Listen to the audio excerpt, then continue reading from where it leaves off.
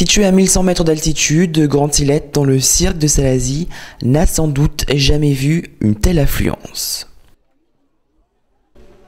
C'est plus de 850 coureurs qui se sont levés tôt pour prendre le départ de la Mascareigne, première édition de la petite sœur de la Diagonale des Fous. Avant de partir, les participants sont entre réticence et impatience. Nous on vient de Bretagne, donc on n'est pas tellement chanceux pour les côtes, alors on a fait les sentiers douaniers en recherchant le plus de côtes possible. Voilà, mais on a l'impression qu'on n'est pas assez préparé, mais c'est un peu l'aventure et puis on va tenter et puis ça va être magnifique, ça va être très très beau. Un petit peu fatigué quand même et tôt, j'ai pas habitué de me lever tôt, donc voilà, et c'est ma première course en fait.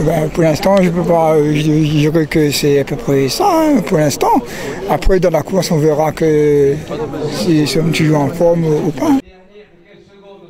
Il est presque 4 heures, les participants s'apprêtent à prendre le départ. 5, 4, 3, 2, 1, partez!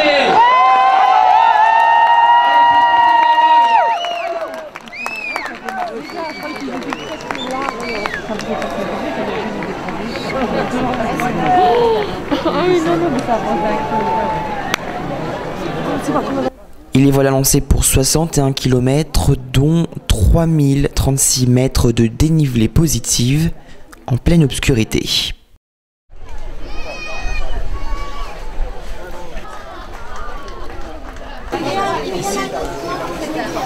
Alors que Jean-Louis Rivière vient de remporter la course à 11h39, les autres coureurs, eux, sont au poste de ravitaillement ou dans les sentiers.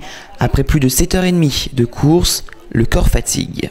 Un peu fatigué là, j'ai des débuts de tendinite là, sur les deux genoux, les articulaires aussi, donc ça me ralentit un peu quand même dans la descente.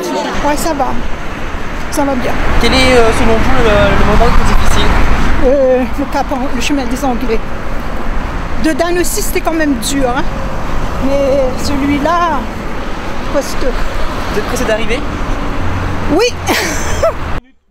Avec un moral d'acier, les coureurs continuent. Dans quelques heures, ils auront atteint le stade de la Redoute à Saint-Denis.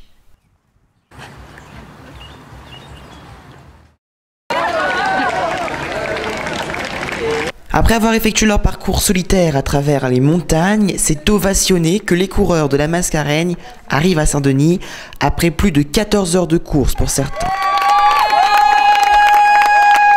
Alors, comment on se sent après une course comme celle-là? Eh ben, on se sent entier parce qu'on a réussi un exploit et donc du coup on est super content de nous, on est fiers de la petite performance qu'on a faite, même si on n'est pas, on vise pas une performance sur le classement, mais c'est une performance personnelle, donc on est revigoré, on a refait le plein. Crevé, vraiment crevé. En plus jusqu'à la possession ça a été. Et après, j'ai pas mangé assez, donc jusqu'à la grande chaloupe, gros coup de barre, et là c'était dur. Et après, on a remangé, c'était bon. Si les grands raideurs auront jusqu'à dimanche après-midi, soit 3 jours de course, pour arriver, les coureurs de la Mascareigne devront, eux, pointer avant la levée du jour.